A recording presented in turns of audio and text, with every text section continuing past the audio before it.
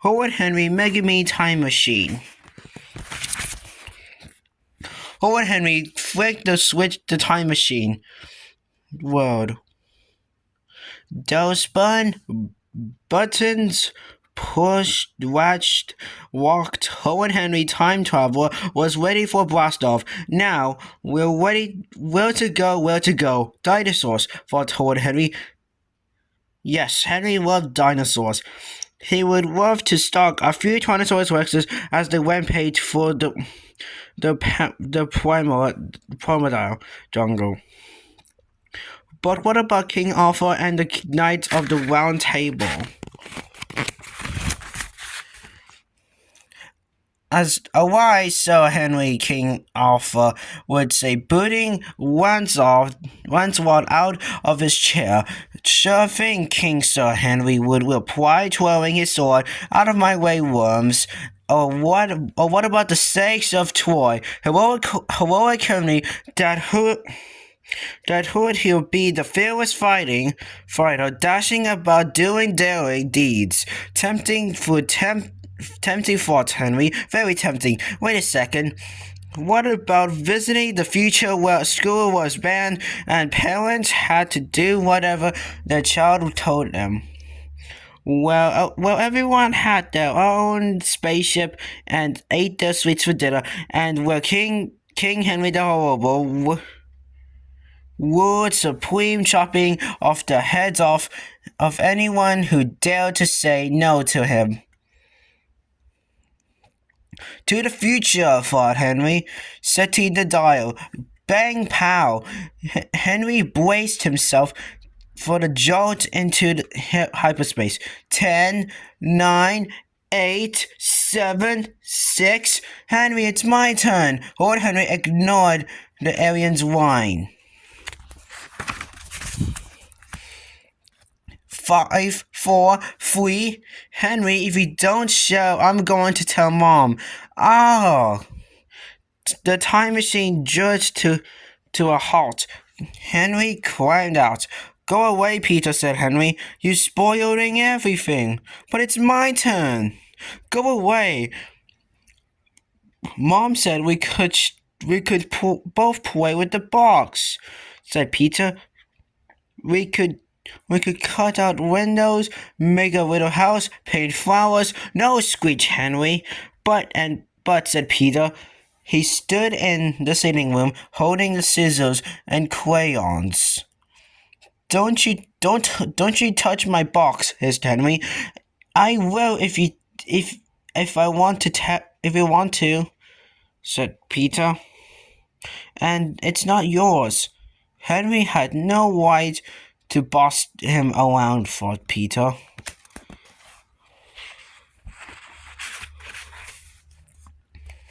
He'd been waiting such a long time for his turn. Well, he wasn't waiting any longer. He'd start cutting out the window in this minute.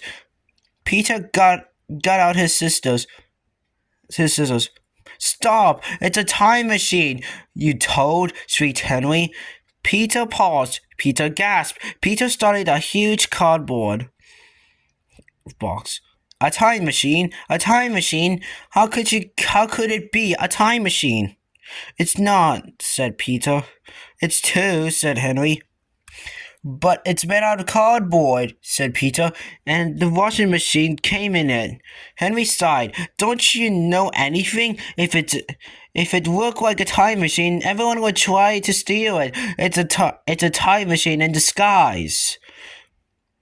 Peter looked at the time machine, won the hand. He didn't believe Henry for 1 minute. This was just one of Henry's shakes. Peter was 100 million billion% certainly Henry was lying.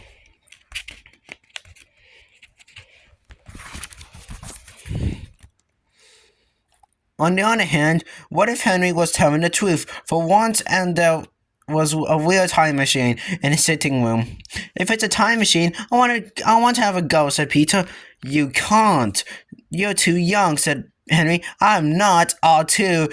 Perfect Peter stuck out of his bottom lip. I don't believe you anyway. Henry was outraged. Okay, I'll prove it. I'll go to the future right now. Stand back. Don't move. Henry leaped into the box and closed the lid in the time machine. Began to shudder and shake. Then everything was still for a very long time. Perfect Peter didn't know what to do. What if Henry was gone forever? What if he was stuck in the future? I could have his room, thought Perfect Peter.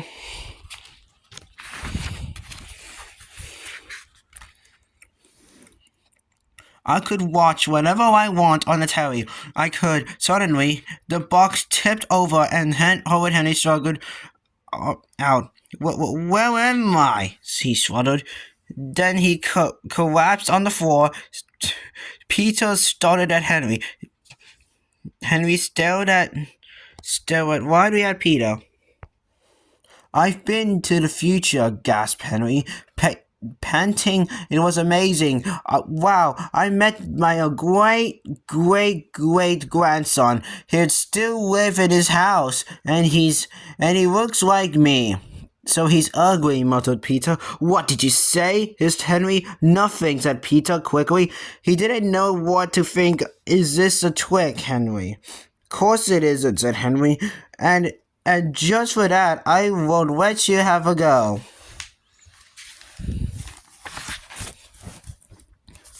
I can if I want to, said Peter. You keep away from my time machine, said Henry.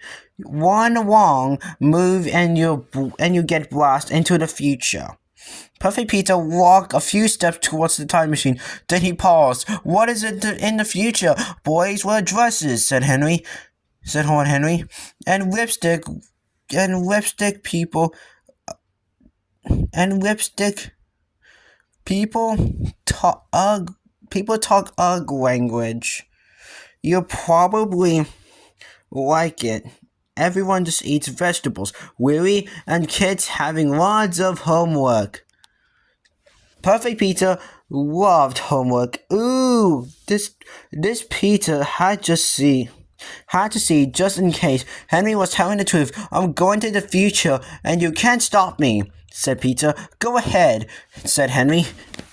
Then he snorted. You can't go looking like that. Why not? Said Peter. 'Cause everyone will laugh at you. Perfect Peter hated people laughing at him. Why? Because to them, you look weird. Are you sure you really want to go to the future? Yes, said Peter. Are you really sure? Are you sure? You sure? Yes, said Peter. Then I'll get you ready, said Henry. Summarily, thank you, Henry, said Peter. Maybe he'll be wrong about Henry. Maybe going to the future had to turn him into a nice brother. Horrid Henry dashed out of the sitting room. Perfect Peter felt a quiver of excitement. The future, what if Henry was really telling the truth? Horrid Henry returned carrying a large wicker basket. He pulled out an old red dress of Mom's some lipstick and black flinty drink. He'll put this on, said Henry. Perfect Peter dragged on the dress. It dragged onto the floor. Now lift a bit of lipstick, said Horrid Henry, pouring big blobs of red lipstick all over Peter's face. You fit right in perfect, he said. Standing back to admire his handiwork, you look just like a boy from the future. Okay, said Perfect Peter. Now listen carefully, said Henry. When you arrive, you won't be able to speak the language unless you drink this bibby bubble. Drink. Take it with you and drink it where you get there. Henry held out the front black drink from his dungeon drink kit. Peter took it. You can go now. Enter the time machine. Peter obeyed. His heart was pounding. Don't get out until the time machine has stopped moving completely.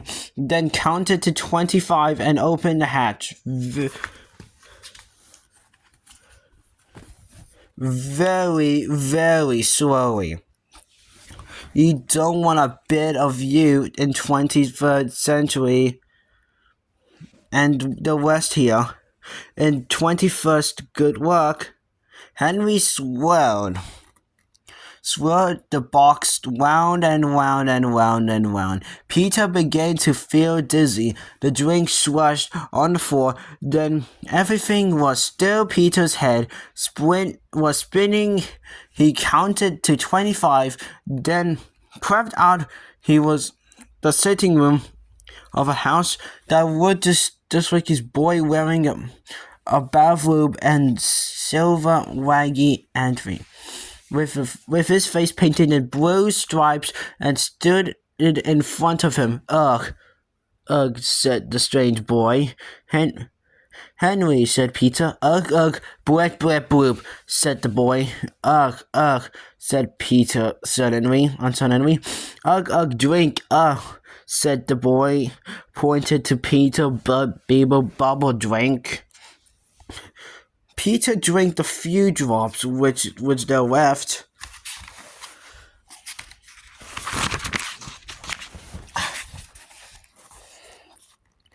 I'm Zog, said Zog. Who are you? I'm Peter, said Peter. Ah, welcome. You must be my great uncle. Peter, you're a very nice brother, Henry told me. All about you, when he visited me from the past. Oh, what did he say? Said Peter. That you were a toad. I'm not, said Peter. Wait a minute. He added suspiciously. Henry said that boys wear dresses in the future. They do, said Zog quickly. I'm a girl. Oh, said Peter. He gasped. Henry would never in a 20 million years say he was a girl. Not if he was being poked with red-hot pokers. Could it be Peter took around this work just like my sitting room? Zog snorted. Of course it does, Uncle Pete. This is now the Peter Museum. You're famous in future. Everything has been kept exactly as it Peter beamed. He was famous in the future. He was known he would be famous at a Peter Museum. He couldn't wait to tell Spotless Sam and Tidy Ted.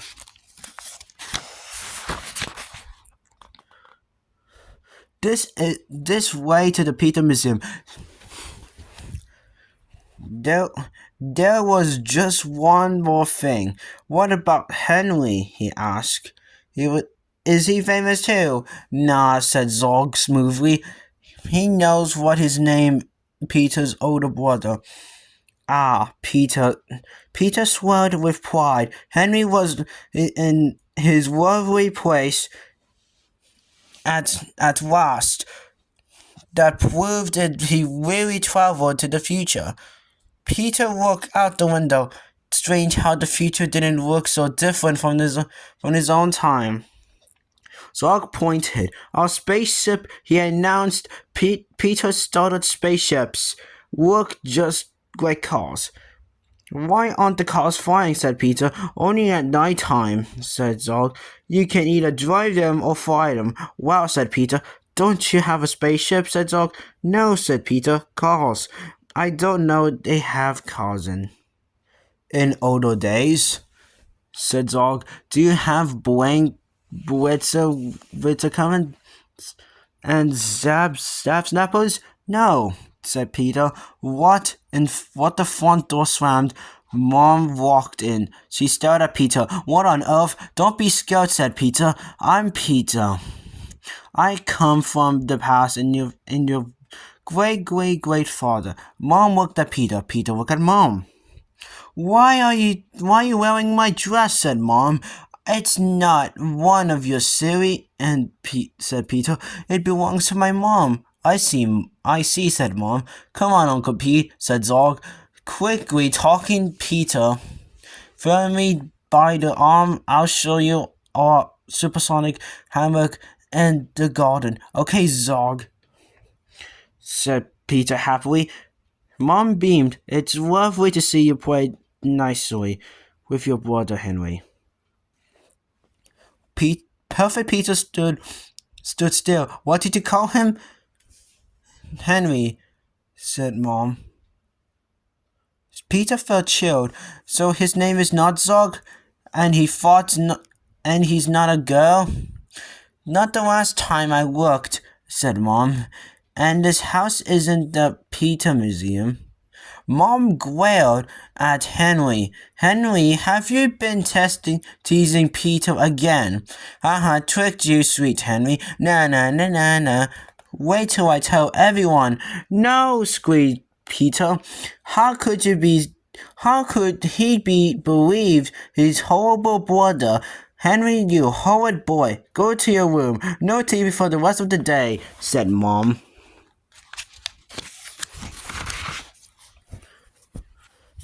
But Horrid Henry didn't care. The Mega Mean Time Machine would go down in history as his great trick ever.